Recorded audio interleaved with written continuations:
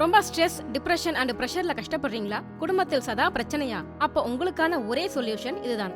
மூலக்கணலை எழுப்பும் வாசி யோகாசனங்கள் மற்றும் அகவொளி தீட்சை. இடம் VMA ஹால், மேற்கு மாம்பலம், சென்னை. மேலும் விவரங்களுக்கு அழைக்கவும் 9443653355. கலந்து கொள்ளும் அனைவருக்கும் குரு பெருமானால் சக்தி உருவேற்றப்பட்ட ருத்ராட்ச மாலையும் வழங்கப்படும். குருவோடைய அருள் இருந்தால் தான் வாழ்க்கையில் நல்லது நடக்கும்னா அதை யாராலும் ஏற்றுக்க முடியாது இல்லையா? இவர் தான் இறைவன் அப்படிங்கிறத சுட்டி காட்டுறது குரு தான். குரு தான் மென்மையானவர். குரு இல்லைன்னா இறைவன் நமக்கு யாருக்கு தெரியும்? நம்ம குரு வழிபாடு செஞ்சோம் அப்படின்னா குலதெய்வம் நமக்கு தெரிஞ்சிடும்ல சார். கலாச்சாரங்களை மதிக்கலை, பாரம்பரியத்தை மதிக்கலை, அந்த கலாச்சாரமும் பாரம்பரியத்தையும் மதிக்கலை அப்படின்னாலே இறைவன் அந்த குலதெய்வம் மறைஞ்சிரும் இல்லையா? 2 தம்பதி குலதெய்வ வழிபாடுகள் இல்லாதனால பல துன்பங்களை அனுபவித்து இப்போ பெரிய சிக்கலில் வந்து இருக்கிறாங்க. பிதிர் தோஷங்கள் நாளைக்கு கழிக்க போகிறாங்க. அதன் பிறகு அவங்களுக்கு அந்த விமோசனங்களை கிடைக்கும். ஆனால் நீங்கள் குலதெய்வம் கண்டுபிடிக்கிறீங்க, குலதெய்வம் பற்றி சொல்கிறீங்க. அவங்க உங்ககிட்ட வரும்பொழுது ஜாதகம் கொண்டு வரணுமா? அவங்களுடைய நட்சத்திரம், அவங்களுடைய ஃபோட்டோ, லக்னம், ராசி இருந்தால் போதும். சித்த பிரம்மை பிடிச்சவங்களெல்லாம் இப்போ சித்தர்கள் அப்படின்னு சொல்கிறாங்க. இதை எப்படிங்க ஏற்றுக்க முடியுது? சில பேர் போத வஸ்துகளை அதிகமாக உபயோகப்படுத்துறதுனால அந்த மாதிரி புத்தி சுவாதீனம் மாதிரி அதில் போய் இருந்துக்கிட்டு நான் யோகி. சித்தர்களுக்கு இறப்பு பிறப்பு என்பது கிடையாது. சித்தர்கள் பல சித்துக்களை உள்வாங்கினவங்க. அவங்க வந்து பல இடங்களில் பல்லாயிரக்கணக்கான அணுக்களை பிரிஞ்சிருவாங்க. எப்படி பாதரசத்தை கீழே கொட்டினோம்னா அப்படியே பிரியும், பலோடி அது பூரா ஒன்று சேரும். இதுதான் சித்தர்களோட நிலைமை. ஆதன் ஆன்மீகம் நேயர்களுக்கு வணக்கம். சித்தர்கள் பற்றின நிறைய விஷயங்களை நமக்கு தொடர்ந்து சொல்லிட்டு இருக்காரு தென்காசி ஈஸ்வரன் சுவாமிகள் அவர்கள். இன்னைக்கு நம்ம கிட்ட சித்தர்களை எப்படி பார்க்கலாம், சித்தர்களை எப்படி உணரலாம் அப்படின்னு நிறைய விஷயங்கள் சொல்ல போறாரு. வாங்க கேட்டு தெரிஞ்சுக்கலாம். வணக்கங்க. வணக்கம். ஐயா, நீங்கள் என்கிட்ட நிறைய தடவை சொன்ன ஒரு விஷயம் என்ன அப்படின்னா, குருவுக்கு அடுத்த நிலை தான் இறைவன். குரு அருள் இருந்தால் தான் இறை அருள் கிடைக்கும் அப்படின்னு சொல்லியிருக்கீங்க. ஆனால் மக்களுடைய பெரும்பான்மையான எண்ணம் என்ன அப்படின்னா, இறையுடைய அருள் கிடைச்சா போதும், இறைவனுடைய அனுகிரகம் நமக்கு கிடைச்சா போதும், வேறு எதுவும் வேண்டாம் அப்படின்னு சொல்லுவாங்க. இது எப்படி சார் ஏற்றுக்க முடியும்? குருவோடைய அருள் இருந்தால் தான் வாழ்க்கையில் நல்லது நடக்கும்னா அதை யாராலும் ஏற்றுக்க முடியாது இல்லையா? தேக்கு மரம் இருக்குது, எல்லா பொருளையும் தேக்கு மரத்தில் செய்கிறாங்க. அது அப்படியே நமக்கு வர்றதில்லை. அதுக்கு ஒரு தச்சர்னு ஒரு ஆள் அதை உருவகப்படுத்தி அது என்னென்ன தேவைக்கு ஏற்றா போல் அதை வளைத்து இழைத்து செய்கிறாங்க. அது மாதிரி தான் குரு என்ன தான் இருந்தாலும், இறைவன் இருந்தாலும், இறைவனை நமக்கு இவர் தான் இறைவன் அப்படிங்கிறத சுட்டி காட்டுறது குரு தான். குரு தான் மென்மையானவர். குரு இல்லைன்னா இறைவனை நமக்கு யாருக்கு தெரியும்? ஓகே, அப்படி பார்த்தா நம்ம குரு வழிபாடு செஞ்சோம் அப்படின்னா குலதெய்வம் நமக்கு தெரிஞ்சிடும்ல சார் ஆட்டோமேட்டிக்காக? குரு வழிபாடு செய்யணும்ல, இவன் தர்ம காரியங்களில் ஈடுபட்டிருக்கணும்ல. இவங்களுக்கு தான் பணத்தாசை பெருத்துருச்சே. கலாச்சாரங்களை மதிக்கலை, பாரம்பரியத்தை மதிக்கலை. அந்த கலாச்சாரமும் பாரம்பரியத்தையும் மதிக்கலை அப்படின்னாலே இறைவன் அந்த குலதெய்வம் மறைஞ்சிரும் இல்லையா? ஜாதகத்தில் 13வது தலைமுறை மறையுதுன்னு சொன்னோம் இல்லையா? அது அந்த கலாச்சாரங்கள், பண்பாடுகள், வழிபாடுகள், வீட்டில் நடைமுறைகள் இதை மறந்தாலே 13வது தலைமுறை வந்துடும். அந்த 13வது தலைமுறையில் இவன் செய்யக்கூடிய கர்மங்கள்லாம் அழியணும்.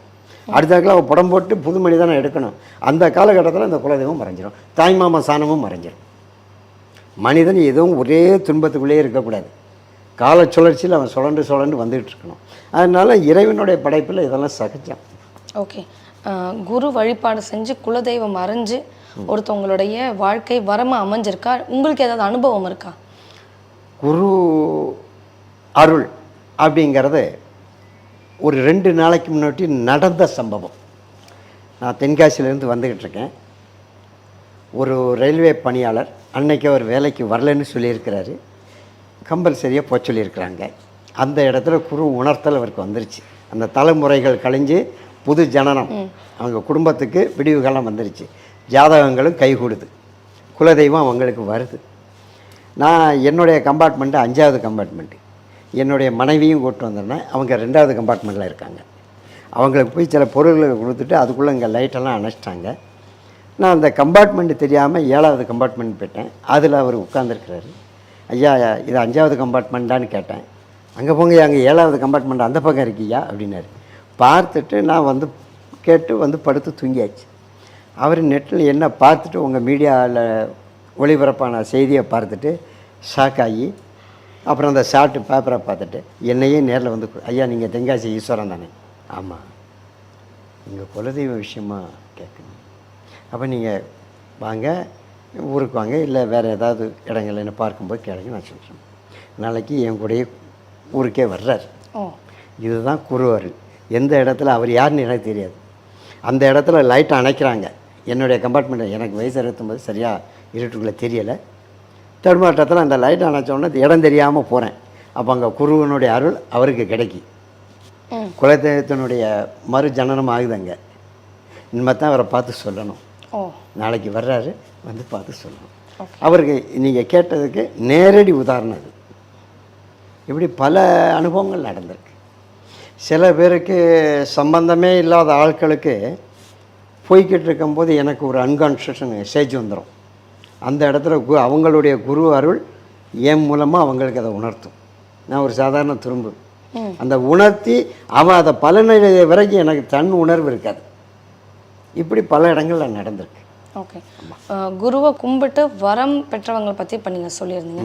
இதே கும்பிடாமல் சாபம் வாங்கினவங்க யாராவது நீங்கள் பார்த்துருக்கீங்களா உங்களுடைய அனுபவத்தில்? நேற்று சென்னையில் ஏகப்பட்ட ஆட்கள் வந்து பார்த்தாங்க.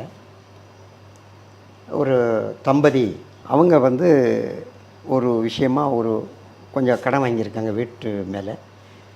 இந்த குல வழிபாடுகள், குலதெய்வ வழிபாடுகள் இல்லாதனால பல துன்பங்களை அனுபவித்து இப்போ பெரிய சிக்கலில் வந்து இருக்கிறாங்க. இப்போ அவங்களுக்கு காலத்தின் சக்கரத்தின்படி அதிலிருந்து வெளியே வரக்கூடிய காலம் குருவருள் அவங்களுக்கு கிடைச்சிது. நேற்று வந்து சந்திச்சிருக்கிறாங்க. நம்ம இனிமேல் அதை சொல்ல போகிறோம். அந்த பிதிர் தோஷங்கள் நாளைக்கு கழிக்க போகிறாங்க. அதன் பிறகு அவங்களுக்கு அந்த விமோசனங்கள் கிடைக்கும். சரிங்க.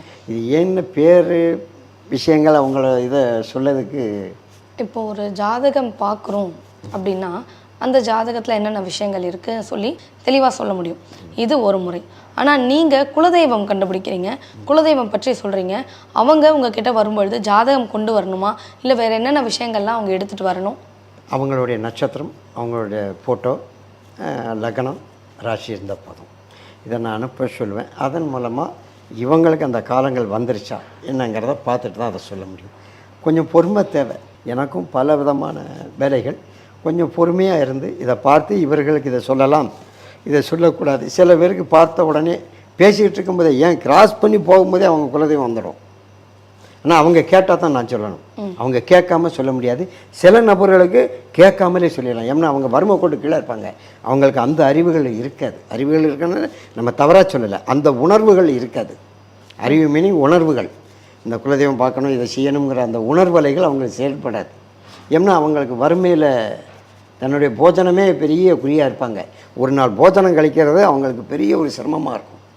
யாசகம் வாங்குவாங்க. சில பேர் முடியாத விலை ஏதாவது ஒரு 10 பைசா தருவாங்களான்னு எதிர்பார்த்துப்பாங்க. அவங்களுக்கும் அவங்க குலதெய்வத்தை சொல்லதுக்கு அறிவுறுத்தும். அவங்களுக்கு சொல்லலாம், நம்மளே முன்னிறுத்தி நம்மளே வாலண்டியர்ஸாக போய் சொல்லலாம். உதாரணத்துக்கு சில ஆண்டுகளுக்கு முன்பாக திருநெல்வேலியில் கெட்வெல்னு ஒரு பெரிய ஹாஸ்பிட்டல், கல் அடைப்பால் ஒரு பையனுக்கு யூரின் போகாமல் இருக்குது.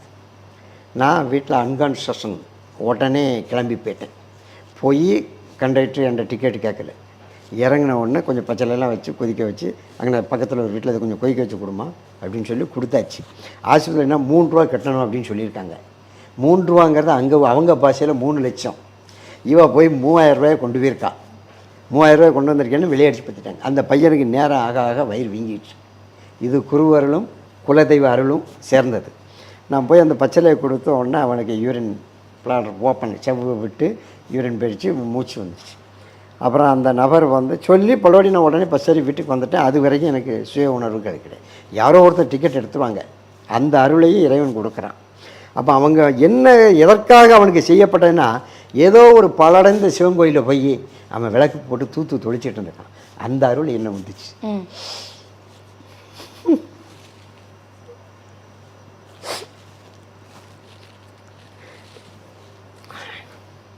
நேரடியாக நடந்த நிகழ்ச்சி. இப்படி சில அறிவுறுத்தல்கள் ஏற்படும். யாரோ இனம் தெரியாத ஒரு நபருக்கு சில உதவிகளை செய்கிறதுக்கு இப்படி நம்மளை ஒரு கருவியாக இறைவன் படைச்சிருக்கோம். இப்போ நீங்கள் சொன்னீங்க ஒருத்தருடைய முகம் பார்த்து அவங்களுடைய நட்சத்திரம் தெரிஞ்சால் குலதெய்வத்தை சொல்ல முடியும் அப்படின்னு. இப்போ என்னுடைய குலதெய்வம் என்னன்னு உங்களால் சொல்ல முடியுமா? சொல்லலாம். அதுக்கு இன்னும் காலகட்டங்கள் இருக்குது, அதை வச்சு சொல்லலாம். சரிங்க. குரு அருள் வந்து கண்டிப்பாக தேவை ஒருத்தவங்களுக்கு அப்படின்னு நீங்கள் சொன்னீங்க. குரு அப்படின்னாலே ஒருத்தவங்களுடைய வாழ்க்கையில் அடுத்த நிலைக்கு போகிறதுக்கு அவங்க தான் பெருசாக உதவுவாங்க. சித்தர்களையும் குருக்கள் அப்படின்னு சொல்லுவாங்க. நம்ம அவங்களையும் குருவாக வழிபடுற வழக்கமும் நமக்குள்ளே இருக்குது. ஆனால் சித்த பிரம்மை பிடிச்சவங்களெல்லாம் இப்போ சித்தர்கள் அப்படின்னு சொல்கிறாங்க. இதை எப்படிங்க ஏற்றுக்க முடியுது? அதாவது சமீப காலத்தில் சில நபர்கள் சில நபர்கள் எழுதிய புத்தகங்களை பார்த்துட்டு அவங்க கமர்ஷியலாக எழுதியிருக்காங்க.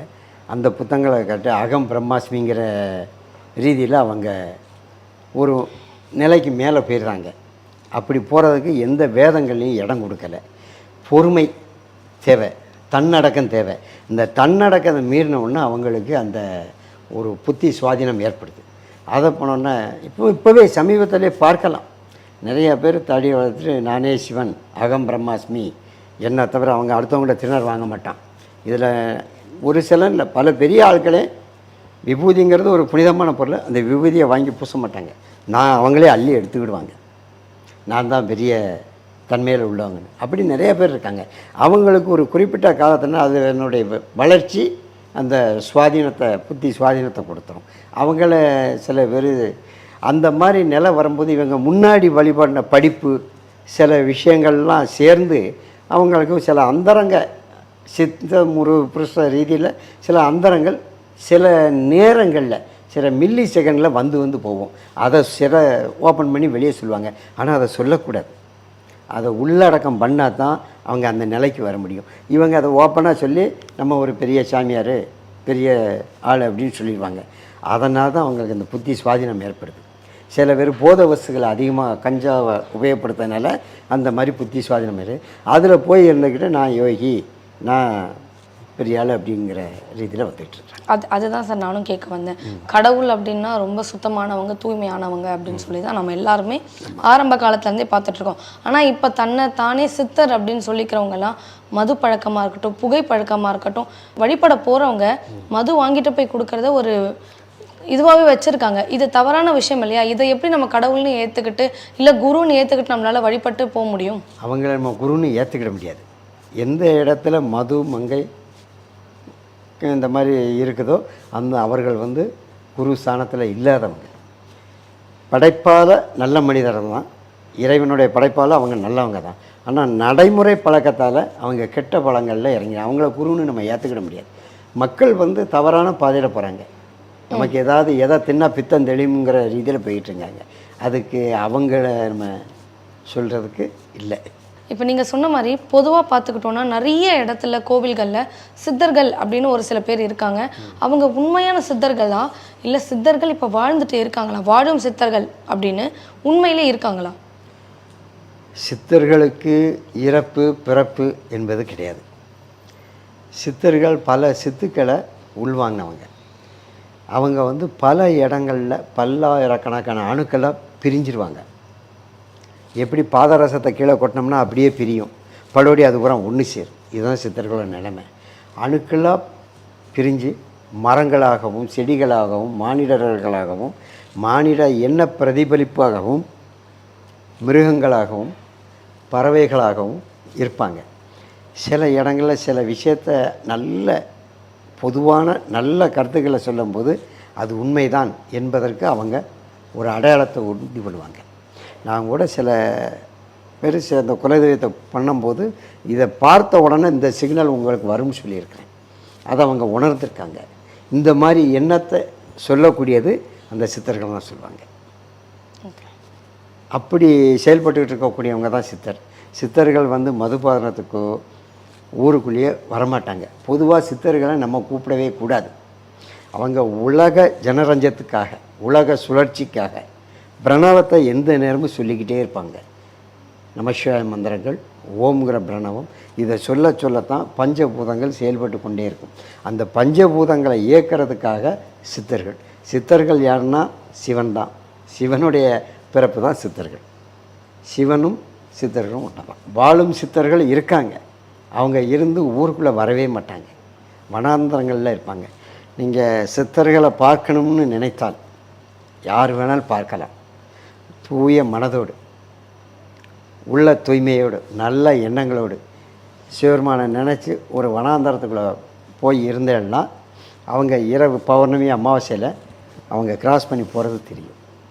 என் குற்றாலம் சித்திரை சபையில் அமாவாசை அன்னைக்கு மரக்கட்டை சிரிப்பு நடக்கிற சத்தம் கேட்கும். அங்கே அகில் சந்தனக்கட்டைகள் எரியக்கூடிய வாடைகள் நீங்கள் உணரலாம். பூஜை நடக்கிறது கேட்கும். சில காலகட்டங்களில் அங்கே மணி ஓசையும் கேட்கும்.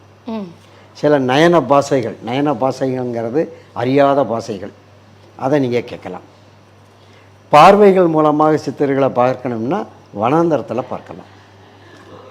அதாவது வனாந்தரம்னா அடர்ந்த காடுகள். மனிதனுடைய இருக்கிற இடத்துக்கு சித்தர்கள் வரமாட்டாங்க. அவங்களுடைய அனிமாங்கிற ஒரு சக்தி தான் வரும். அனிமான்னா நுண்துகள்னு சொல்லுவாங்க. அந்த மாதிரி துகள்களாக இறைவன் அந்த சித்தர்கள் வர்றாங்க. வந்து என்னென்னா யார் யாருக்கு செய்யணுமோ அவங்க செய்வாங்க. சித்தர்கள் பற்றியும் குருமார்கள் பற்றியும் நிறைய தெளிவான விளக்கங்கள் சொன்னீங்க. ரொம்ப நன்றிங்க. நன்றி. தென்காசி ஈஸ்வரன் சுவாமிகள் ஐயாவிடம் குலதெய்வம் மற்றும் ஆன்மீக ஆலோசனை பெற விரும்பினால் முன்பதிவிற்கு 9751196383 என்ற எண்ணிற்கு வாட்ஸ்அப்பில் உங்கள் பெயர், தற்போது நீங்கள் வசிக்கும் இடம் ஆகியவற்றை அனுப்பவும். உங்களுக்கு வாட்ஸ்அப் மூலமே தகவல் அனுப்பப்படும்.